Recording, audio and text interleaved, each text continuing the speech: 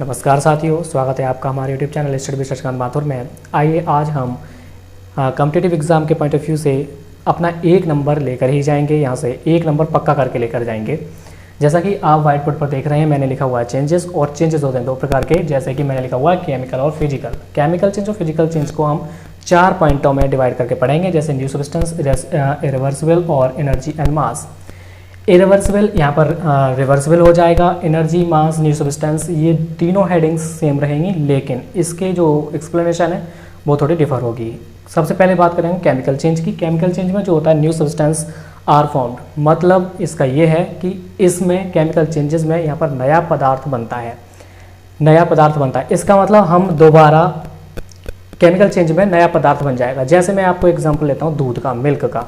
हमने मिल्क लिया और मिल्क से हमने बना लिया चीज़ अर्थात पनीर। जब हम दूध से पनीर बना लेते हैं, या हम कहें कोई भी हमने और चीज़ ले ली जिससे जो हमें नई चीज़ दे सके, जैसे हम छोटी छोटी अलग से कोई भी सब्जी ले आए और हम उनको बनाते हैं घर पे आके, तो हमें एक नया प्रोडक्ट मिलता है। इसका मतलब हम कह सकते हैं यहाँ पर केमिकल चेंज में हमें मतलब प्री स्टेज से जब आगे हम स्टेज में पहुंचते हैं तो हमें एक नया प्रोडक्ट मिलकर थोड़ा नया प्रोडक्ट मिलता है। आगे हम कह सकते हैं केमिकल चेंज में जो दूसरी हेडिंग देख रहे हैं इरिवर्सिबल, ये जो प्रोसेस होती है वो इरिवर्सिबल होती है। इसका मतलब इरिवर्सिबल का मतलब हिंदी होता है अनुत्क्रमणीय। मतलब जब हम प्री स्टेज जो है उसको हम दूसरी स्टेज में ले गए, हमें प्रोडक्ट मिला, और प्रोडक्ट जब मिल गया फिर प्रोडक्ट से हम प्री स्टेज में दोबारा नहीं जा सकते। इरिवर्सिबल का मतलब ये होता है अनुत्क्रमणीय, मतलब एक स्टेप से दूसरी स्टेप तो मिली, बट दूसरी स्टेप से दोबारा हम पहली स्टेप में नहीं आ सकते। जैसे कि हमने दूध लिया और दूध का हमने पनीर बनाया, पनीर से दोबारा हम पनीर से क्या हम दूध ले सकते हैं? नहीं ले सकते। तो केमिकल चेंज में हमने दो अभी कंडीशंस पढ़ी कि न्यू सब्सटेंस आर फॉर्म्ड। हाँ, यहाँ पर न्यू सब्सटेंस मिलेगा, जो भी होगा नया मिलेगा। इरिवर्सिबल, केमिकल चेंज इरिवर्सिबल होती है। अब हम बात करते हैं एनर्जी की। केमिकल चेंज में बहुत सारी एनर्जी रिलीज होती है। हम कह सकते हैं जो केमिकल चेंज होते हैं होने के लिए, केमिकल चेंज होने के लिए हमें बहुत सारी एनर्जी की आवश्यकता पड़ती है अपेक्षाकृत फिजिकल चेंज के। फिजिकल चेंज के लिए थोड़ी स्मॉल अमाउंट में एनर्जी चाहिए होती है, बट यहाँ पर केमिकल चेंज में हमें थोड़ा ज़्यादा एनर्जी चाहिए होती है। अभी मैं आपको विद एग्जांपल एंड प्रूफ करके दिखाऊंगा, और जो भी है देखेंगे अभी थोड़ी देर में। मैं अभी आपको एक्सप्लेन कर रहा हूँ, थोड़ा देख लीजिए। मास, अब हम मास की बात करते हैं। जैसा कि आपने क्वेश्चन ऑफ मास, जैसे कि उसमें क्या होता है वो एक्सप्लेन करता है किसी भी सब्सटेंस का जब भी कोई प्रोसेस होती है, और जब जैसे कोई रिएक्टेंट है और रिएक्टेंट के बाद जब भी हमें प्रोडक्ट मिलते हैं, तो दोनों रिएक्टेंट और प्रोडक्ट का जो भी मास होता है वो परिवर्तित नहीं होता। केमिकल फिजिकल चेंज में आते हैं, यहाँ पर न्यू सब्सटेंस नहीं बनता। यहाँ पर न्यू सब्सटेंस बन जाता है, बट यहाँ पर न्यू सब्सटेंस नहीं बनता। जैसे कि हम आपको बात करते हैं, हम मान लो गए ब्लैक स्मिथ की दुकान पर, लोहार की दुकान पर, और वहाँ पर हमने बोला उससे कि हमें अपने गेट बनवाने हैं। अब वो क्या करेगा, एक सरफेस लेगा आयरन की, अर्थात चद्दर जिसको हम बोलते हैं। अब चद्दर से वो आपका क्या करेगा, गेट का निर्माण करेगा। और जो भी आपने बोला है विंडो बनवानी है तो विंडो बनवा देगा। बट मैंने अभी इसमें बोला था यहाँ पर new substance are formed, but इधर no new substance are formed, यहाँ पर कोई भी न्यू सब्सटेंस नहीं बनेगा। जैसे कि हमने आयरन लिया था वहाँ से भी, और घर पे भी आके हमारा आयरन ही है। मतलब यहाँ पर प्री स्टेज ही रहती है, यहाँ पर कोई भी न्यू सब्सटेंस नहीं मिलता। और यहाँ पर कंडीशन जो आती है रिवर्सिबल की आती है। यहाँ पर इरिवर्सिबल की है, यहाँ पर रिवर्सिबल की हमें कंडीशन देखने को मिलती है। रिवर्सिबल, यहाँ पर इरिवर्सिबल, यहाँ पर रिवर्सिबल की कंडीशन देखने को मिलती है। जैसे कि अगर हम कहें कि हमने वहाँ से चादर ली थी और चादर के बाद हमें गेट मिला, अगर हम चाहें मतलब हम उसको दोबारा प्री स्टेज में ले जा सकते हैं। इनका कहने का मतलब ये होता है फिजिकल चेंज में no new substance are formed, यहाँ पर कोई भी न्यू सब्सटेंस नहीं मिलेगा। और ये प्रोसेस जो होती है वो रिवर्सिबल होती है। यहाँ पर एनर्जी वो जो होती है वो अपेक्षाकृत केमिकल के बहुत ही लेस होती है, बहुत ही कम देखने को मिलती है। मास, अब मास का यहाँ पर हमने बताया था केमिकल चेंज में मास परिवर्तित हो जाता है। केमिकल चेंज में मास परिवर्तित हो जाता है। जैसे कि अगर मैं कोई भी एक कैंडल लेता हूँ, कैंडल को मैंने यहाँ पर बर्न किया, जला दिया, और जलाने के बाद जब हम देखते हैं कि वो कैंडल थोड़ा सा मेल्ट हो जाती है। और मेल्ट के पहले अगर हम देख रहे हैं कि जो हमने नई कैंडल ली थी, नई कैंडल अगर 20 ग्राम की है, बाद में ये कैंडल जब जल जाती है, जलने के बाद अगर हम उसको मेज़र करें तो वह 10 ग्राम की भी रह जा सकती है। ठीक, यहाँ पर केमिकल चेंज में जो मास होगा वो लेस होता है, जो मास होगा वो लेस होता है। बट फिजिकल चेंज की अगर हम बात करें, फिजिकल चेंज में जो होगा वो मास का पर कोई भी प्रभाव नहीं पड़ेगा। आइए इसकी हम विद प्रूफ बात करते हैं। जैसा कि मैंने आपको बताया कैंडल, मैं यहाँ पर कैंडल भी लेकर आया हुआ हूँ। कैंडल, अगर मैं इस कैंडल को थोड़ी देर के लिए, अभी देख रहे हैं आपकी ये कैंडल बिल्कुल न्यू है, इस कैंडल में मैं इस कैंडल को मैं अभी जलाता हूँ और आपको थोड़ी देर बाद दिखाऊंगा कि ये किस तरीके से केमिकल चेंज होगा। देखिए, मैंने आपके सामने इसको बर्न कर दिया है और ये अभी जल रही है। मैं अभी थोड़ी देर के लिए इसको यहाँ पर रख देता हूँ और आपको 2 मिनट बाद आपको इसको दिखाता हूँ। आपको ये तो पता ही होगा कि जो अभी न्यू कैंडल थी उसका मास कुछ और होगा, और अब जो मैं 2 मिनट बाद लूँगा तो ये थोड़ी सी मेल्ट हो जाएगी और ये बाद में इसका जो मास होगा वो बहुत नहीं तो नहीं, बट थोड़ा सा अपेक्षाकृत पहले के ये कम होगा।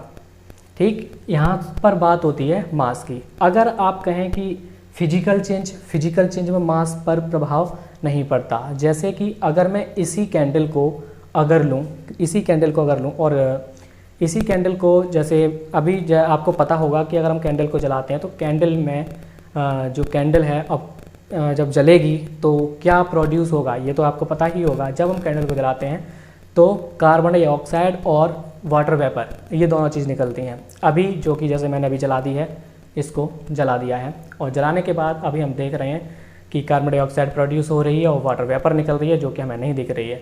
ठीक, अगर मैं अभी जो प्री स्टेज इसकी थी वो मान लो 20 ग्राम की थी, अभी मैं इसको जलाने के बाद अगर देखूंगा तो हो सकता है 15 ग्राम की हो, 10 ग्राम की रह जाए, जो भी हो।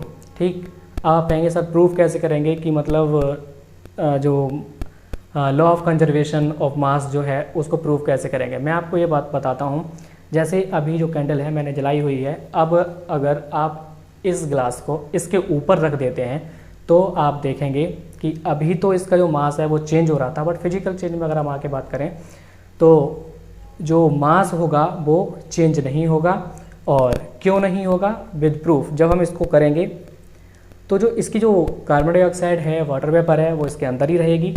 ठीक, जो भी जो वैक्स है जो मेल्ट होगा वो भी इसमें रहेगा और कार्बन डाइऑक्साइड है वो भी इसमें ही रहेगी। पहले आप इस एक्सपेरिमेंट को आप करके देख सकते हैं, घर पर भी आराम से करके देख सकते हैं, बहुत ही आराम से उपलब्ध हो जाती हैं चीज़ें। आप करके देख सकते हैं कि इसका मास यहाँ पर चेंज होगा बट इधर चेंज नहीं होगा। फिजिकल चेंज में ये चेंज बिल्कुल ही नहीं होगा। अब हम बात करते हैं एनर्जी की। जैसे कि आपने देखा होगा कि अगर जंगलों में आग लग जाती है वहाँ पर, या हम कहीं आग लगाते हैं तो केवल आग लगाने के लिए एक माचिस की तीली की आवश्यकता पड़ती है। यहाँ पर बहुत ही कम एनर्जी की आवश्यकता पड़ी, बट जब हम देखते हैं कि आग लग चुकी है पूरी तरह से तो हम वहाँ देखते हैं कि वहाँ पर पूरी तरह से एनर्जी रिलीज, बहुत ज़्यादा मात्रा में एनर्जी रिलीज होती है। यहाँ पर जो एनर्जी है उसका वो भी परिवर्तन हमें देखने को मिलता है। इरिवर्सिबल आप बहुत अच्छे से समझ गए हैं। न्यू सब्सटेंस फॉर्म, यहाँ पर न्यू सब्सटेंस मिलता है। अभी मैं आपको फिजिकल केमिकल चेंज के बारे में बताता हूँ। जैसे कि मैंने यहाँ पर बाउल में थोड़े ये आइस क्यूब से ले रखे हैं, जैसा कि आप देख पा रहे होंगे। आइस क्यूब्स का मैंने यहाँ पर क्यों लिए, मैंने इसको फिजिकल चेंज के लिए बताने के लिए लिए हुए हैं। जैसे कि फिजिकल चेंज में मैंने आपको अभी रिवर्सिबल इरिवर्सिबल कंडीशन बताई हुई है, इसमें हमने देखा कि रिवर्सिबल हमें देखने को मिलती है। रिवर्सिबल कंडीशन कि जब हमें आइस क्यूब है तब भी आइस क्यूब एक वाटर है, H2O जिसका फॉर्मूला होता है, और जब मैंने इसको आइस क्यूब लिया होगा तब इसका वेट क्या था, अगर हम मास की बात करें तब इसका वेट क्या था, और जब ये मेल्ट हो गई तब इसका वेट क्या होगा। अगर आप इसको मेज़र करेंगे दोनों का वेट सेम रहेगा, क्योंकि फिजिकल चेंज में जो वेट होता है, जो मास होता है, उस पर कोई भी प्रभाव नहीं पड़ता, वो इक्वल रहता है। ठीक। अगर इसी प्रकार हम एनर्जी की बात करें तो यहाँ पर जब हमने देखा कि कैंडल जो हमने जलाई या हमने जंगल में आग लगाई तो वहाँ पर हमें हीट बहुत ज़्यादा रिलीज हो रही थी, बट यहाँ पर भी हमें हीट मिलेगी बट बहुत ही कम मात्रा में, जो भी मिलेगी बहुत ही कम मात्रा में अपेक्षाकृत केमिकल चेंजेस के। ठीक। अगर मैं और भी आपको बात बताऊं जैसे केमिकल चेंज या फिजिकल चेंज में, जैसे कि मैंने अभी आपको यहाँ पर ये ग्लास दिखाया है और ग्लास में अगर मैं थोड़ा सा साल्ट लेता हूँ, यहाँ पर अगर मैं थोड़ा सा साल्ट डाल लेता हूँ और साल्ट के बाद मैं इसमें थोड़ा सा वाटर ले लेता हूँ, आप देख रहे होंगे कि ये पूरी तरह से थोड़ी देर में इस तरीके से डिज़ोल्व हो जाएगा जैसे कि आपको बिल्कुल इसमें कुछ भी नहीं दिखेगा। आप देखिए, क्या आप देख पाएंगे? ये एक ऐसा एक्सपेरिमेंट है, आप चाहें तो घर पर भी ये सारे एक्सपेरिमेंट मैंने जो बताए वो आप घर पर भी करके देख सकते हैं। इसमें जो साल्ट है वो पूरी तरह से डिज़ोल्व हो चुका है। अब मैं ये, आप कहेंगे ये क्यों दिखा रहे हो? मैं इस बेस पर दिखा रहा हूँ फिजिकल चेंजेस के लिए। अभी मैंने इसमें साल्ट लिया था और वाटर लिया था, अगर मैं चाहूँ तो इसको प्री स्टेज में भी ले जा सकता हूँ। कैसे ले जाएंगे आप, वो मैं बताता हूँ। देखिए, अगर आप चाहें तो नमक को अलग कर सकते हैं, वाटर को अलग कर सकते हैं, वो आप पूरे अच्छे तरह से जानते हैं।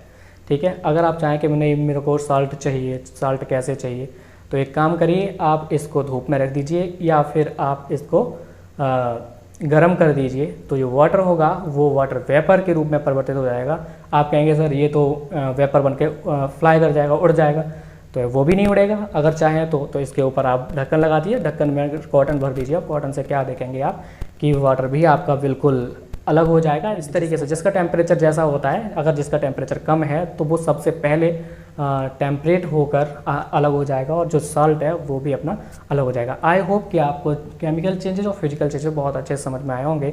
मैं आपसे वही एक बात कहता हूँ जो पारंपरिक गुजारिश है कि आप अगर आपको यह सेशन हमारा पसंद आया हो, वीडियो अच्छी लगी हो, हमारा मैटर पसंद आता हो, तो प्लीज़ इस वीडियो को लाइक एंड शेयर करें और हमारे यूट्यूब चैनल को सब्सक्राइब ज़रूर करें। धन्यवाद।